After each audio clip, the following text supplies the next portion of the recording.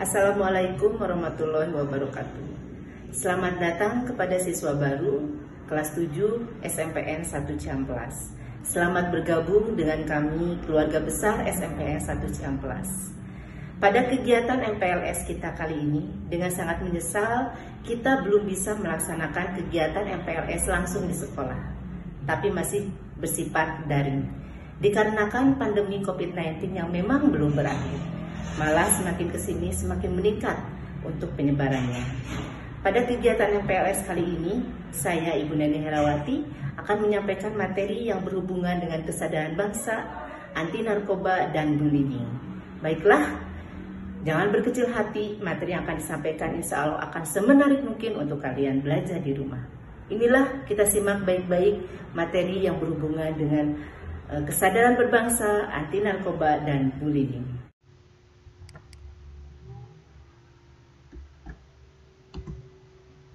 MPLS SMPN 1 Ciamplas dengan materi kesadaran berbangsa, anti narkoba, dan bullying.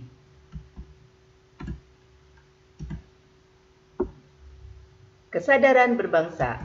Kesadaran berbangsa dan bernegara mempunyai makna bahwa individu yang hidup dan terikat dalam kaidah dan naungan di bawah Negara Kesatuan Republik Indonesia harus mempunyai sikap dan perilaku diri yang tumbuh dari kemauan diri, yang dilandasi keikhlasan, kerelaan bertindak demi kebaikan bangsa dan negara Indonesia. Berbagai masalah yang berkaitan dengan kesadaran berbangsa dan bernegara sebaiknya mendapat perhatian dan tanggung jawab kita semua, sehingga amanat pada Undang-Undang Dasar 1945 untuk menjaga dan memelihara Negara Kesatuan Wilayah Republik Indonesia serta kesejahteraan rakyat dapat diwujudkan. Kesadaran bela negara adalah di mana kita berupaya untuk mempertahankan negara kita dari ancaman yang dapat mengganggu kelangsungan hidup bermasyarakat yang berdasarkan atas cinta tanah air. Kesadaran bela negara juga dapat menumbuhkan rasa patriotisme dan nasionalisme di dalam diri masyarakat. Nilai-nilai bela negara yang harus lebih dipahami penerapannya dalam kehidupan masyarakat berbangsa dan bernegara antara lain: 1. Cinta tanah air. 2. Kesadaran berbangsa dan bernegara. 3. Pancasila. 4. Rela berkorban untuk bangsa dan negara. 5. Memiliki kemampuan bela negara.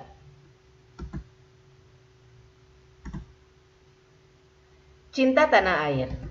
Negeri yang luas dan kaya akan sumber daya ini perlu kita cintai. Kesadaran bela negara yang ada pada setiap masyarakat didasarkan pada kecintaan kita kepada tanah air kita. Kita dapat mewujudkan itu semua dengan cara kita mengetahui sejarah negara kita sendiri, melestarikan budaya-budaya yang ada, menjaga lingkungan kita, dan pastinya menjaga nama baik negara kita. Salah satu contoh yang asli, yang pasti adalah jangan membuang sampah sembarangan. Kesadaran berbangsa dan bernegara. Kesadaran berbangsa dan bernegara merupakan sikap kita yang harus sesuai dengan kepribadian bangsa yang selalu dikaitkan dengan cita-cita dan tujuan hidup bangsanya. Kita dapat mewujudkannya dengan cara mencegah perkelahian antar perorangan atau antar kelompok dan menjadi anak bangsa yang berprestasi baik di tingkat nasional maupun internasional. Pancasila, ideologi kita, warisan dan hasil perjuangan para pahlawan sungguh luar biasa. Pancasila bukan hanya sekedar teoritis dan normatif saja, tapi juga diamalkan dalam kehidupan sehari-hari melalui butir-butir Pancasila. Kita tahu bahwa Pancasila adalah alat pemersatu keberagaman yang ada di Indonesia, yang memiliki beragam budaya, agama, etnis, dan lain-lain. Nilai-nilai Pancasila inilah yang dapat mematahkan setiap ancaman, tantangan, dan hambatan. Masih ingatkah isi Pancasila? Ada berapa? Ya, ada 5 yang ada dalam Pancasila. Rela berkorban untuk bangsa dan negara. Dalam wujud bela negara tentu saja kita harus rela berkorban untuk bangsa dan negara. Contoh nyatanya seperti sekarang ini, yaitu perjuangan para nakes atau tenaga kesehatan dalam menangani pasien yang terpapar COVID-19 dan perjuangan masyarakat dalam menjaga kesehatan dengan menerapkan protokol kesehatan untuk memutus rantai penyebaran virus COVID-19 dengan menerapkan 5M. 1. Mencuci tangan dengan sabun. 2. Memakai masker. 3. Menjaga jarak. 4. membatasi mobilisasi, kelima, menghindari kerumunan. Memiliki kemampuan bela negara. Kemampuan bela negara dapat diwujudkan dengan tetap menjaga kedisiplinan, ulet, bekerja keras dan menjalani profesi masing-masing. Kesadaran bela negara dapat diwujudkan dengan cara ikut dalam mengamankan lingkungan sekitar, seperti menjadi bagian dari Siskamling, membantu korban bencana sebagaimana kita ketahui bahwa Indonesia sering sekali mengalami bencana alam, menjaga kebersihan, minimal kebersihan tempat tinggal kita sendiri, mencegah bahaya narkoba yang merupakan musuh besar bagi generasi penerus bangsa. Nasionalisme adalah sikap mencintai bangsa dan negara sendiri. Nasionalisme terbagi atas. 1. Nasionalisme dalam arti sempit, yaitu sikap mencintai bangsa sendiri secara berlebihan, sehingga merasa bangsa lain lebih rendah kedudukannya. Nasionalisme ini disebut juga nasionalisme yang Calvinisme, contoh di Jerman pada masa Hitler. Dan yang kedua, nasionalisme dalam arti luas, yaitu sikap mencintai bangsa dan negara sendiri dan merasa semua bangsa sama derajatnya. Ada 3 hal yang harus kita lakukan untuk membina nasionalisme Indonesia. 1. Mengembangkan persamaan antara suku-suku yang bangsa yang ada di Nusantara. Kedua, mengembangkan sikap toleransi. Yang ketiga, memiliki rasa senasib dan sepenanggungan di antara sesama bangsa Indonesia. 4 hal yang harus kita hindari dalam memupuk semangat nasionalisme adalah: 1. Sukuisme, menganggap suku bangsa sendiri paling baik. Kedua, Calvinisme, menganggap bangsa sendiri paling unggul. Ketiga, ekstremisme, sikap mempertahankan pendirian dengan berbagai cara, kalau perlu dengan kekerasan dan senjata. Kelima, provinsialisme, sikap selalu berkutat dengan provinsi atau daerah sendiri. Sikap patriotisme adalah sikap rela berkorban segala-galanya termasuk nyawa sekalipun untuk mempertahankan negara. Ciri-ciri patriotisme adalah cinta tanah air, rela berkorban untuk kepentingan bangsa dan negara, menempatkan persatuan dan kesatuan bangsa di atas kepentingan pribadi dan golongan, berjiwa pembaharu, tidak kenal menyerah dan putus asa. Implementasi sikap patriotisme dalam kehidupan sehari-hari. Dalam kehidupan keluarga, menyaksikan film perjuangan, membaca buku bertema perjuangan, mengibarkan bendera merah putih pada hari-hari tertentu. Dalam kehidupan sekolah, melaksanakan upacara bendera, mengaitkan materi pelajaran dengan nilai-nilai perjuangan, belajar dengan sungguh-sungguh untuk kemajuan. Dalam kehidupan masyarakat, mengembangkan sikap kesetiakawanan sosial di lingkungannya, memelihara kerukunan di antara sesama warga. Dalam kehidupan berbangsa, meningkatkan kesatuan dan persatuan, melaksanakan Pancasila dan Undang-Undang Dasar 1945, mendukung kebijakan pemerintah, mengembangkan kegiatan usaha produktif, mencintai dan memaknai produk dalam negeri, mematuhi peraturan hukum, tidak main hakim sendiri, menghormati dan menjunjung tinggi supremasi hukum, menjaga kelestarian lingkungan. Selanjutnya, materi yang kedua adalah anti narkoba. Narkoba dan dampaknya terhadap kesehatan. Menurut Undang-Undang Nomor 35 Tahun 2009, zat atau obat yang berasal dari tanaman atau bukan tanaman, baik sintetis maupun semi-sintetis, yang dapat menyebabkan penurunan atau perubahan kesadaran, hilangnya rasa, mengurangi sampai menghilangi rasa nyeri, dan dapat menimbulkan ketergantungan yang dibedakan ke dalam golongan-golongan. Peraturan perundangan yang mengatur tentang narkoba, ada Undang-Undang Nomor 35 Tahun 2009 tentang narkotika, Undang-Undang Nomor 22 Tahun 1997 tentang narkotika, Undang-Undang Nomor 5 Tahun 1997 tentang psikotropika. Jenis-jenis narkoba, narkotika dan obat berbahaya. Golongan 1, salah satu contohnya adalah ganja, heroin atau putau, kokain, dan opium. Golongan kedua, salah satu contohnya adalah morfin dan petidin. Dan golongan ketiga adalah kodein dan etilmorfin. Faktor penyebab penyalahgunaan narkoba. Faktor penyebab pribadi atau diri sendiri. Itu karena dia sendiri yang ingin atau menginginkan untuk mengkonsumsi narkotika tersebut. Faktor keluarga karena banyak tekanan dari keluarga, misalnya karena faktor keluarga yang broken home dan lain-lain. Faktor lingkungan karena yang mengajak, ada beberapa yang mengajak atau lingkungannya memang rata-rata pengguna narkoba. Dan penyebabnya juga bisa berasal dari kelompok atau sindikat yang sengaja mengedarkan atau mengajak mereka untuk melakukan atau mempergunakan narkoba. Dampak penyalahgunaan narkoba, narkotika, dan obat-obat berbahaya. Dampak bagi tubuhnya.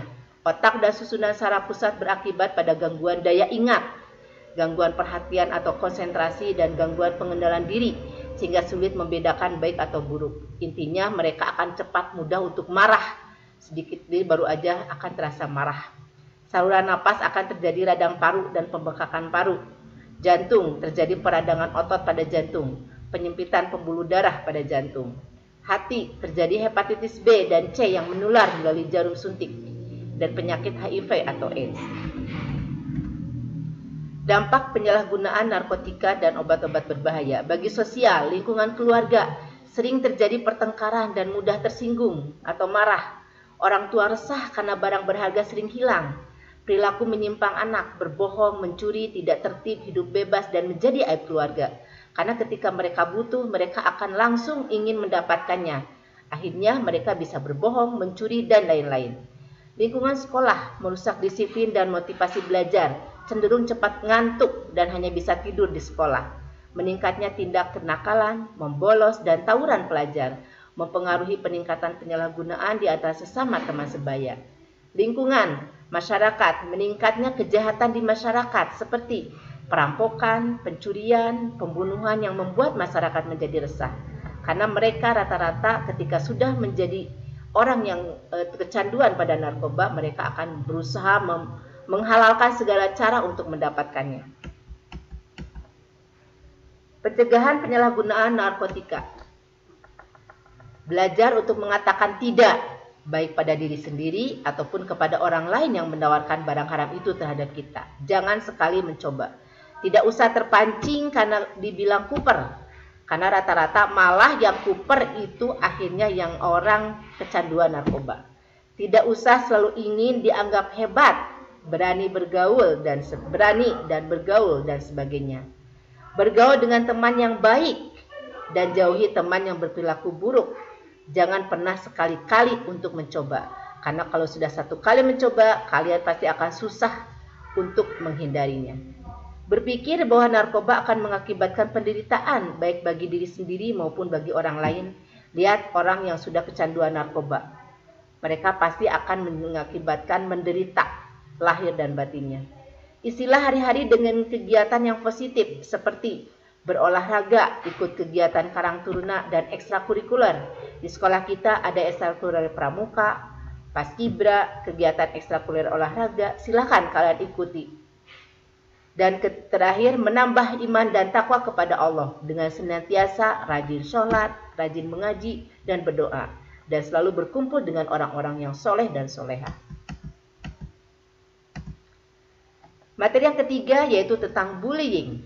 Bullying adalah tindakan penggunaan kekuasaan untuk menyakiti seseorang atau kelompok orang baik secara verbal, fisik, maupun psikologis sehingga korban merasa tertekan, trauma, dan tak berdaya atau menjadi terancam. Itu menurut Sejiwa di 2008. Hukum untuk bullying ada di Pasal 54 Undang-Undang Nomor 35 Tahun 2014. Anak di dalam dan di lingkungan satuan pendidikan wajib mendapatkan perlindungan dari tindak kekerasan fisik, psikis, kejahatan seksual, dan kejahatan lainnya yang dilakukan oleh pendidik, tenaga kependidikan, sesama peserta didik, dan atau pihak lain. Macam-macam bentuk bullying. Bullying secara sosial, menyebarkan rumor yang belum pasti hingga mengajak untuk menjauhi seseorang merupakan tindakan bullying sosial. Bullying secara fisik, melibatkan kontak fisik antar pelaku dan korban, seperti dipukul, ditendang, hingga merusak barang. Cyberbullying, memberikan komentar kasar, mengancam hingga menyakiti dengan kata-kata yang ditulis di internet atau media sosial. Bullying secara verbal, tak kasat mata namun dampaknya bisa dirasakan oleh hati seperti diejek hingga diteror. Langkah-langkah menghentikan bullying. 1. Jika kalian dibully, tetap percaya diri dan hadapi tindakan bullying dengan berani. 2. Simpan semua bukti bullying yang bisa kalian laporkan kepada orang dewasa yang dekat dan kalian percaya. Laporkan segera ke orang tua kalian, jika perlu melaporkan ke aparat penegak hukum, dalam hal ini polisi. 3. Jangan pernah takut untuk berbicara dan melaporkan, meskipun kalian diancam oleh pelaku, karena mengancam juga merupakan tindakan kriminal. 4. Berbaulah dengan teman-teman yang membuat kalian percaya diri dan selalu berpikir positif. Dan yang kelima, tetap berpikir positif. Tidak ada yang salah dengan diri kalian selama kalian tidak merugikan orang lain. Tetaplah jadi diri kalian sendiri dan lawan rasa takut kalian dengan rasa percaya diri. Terima kasih.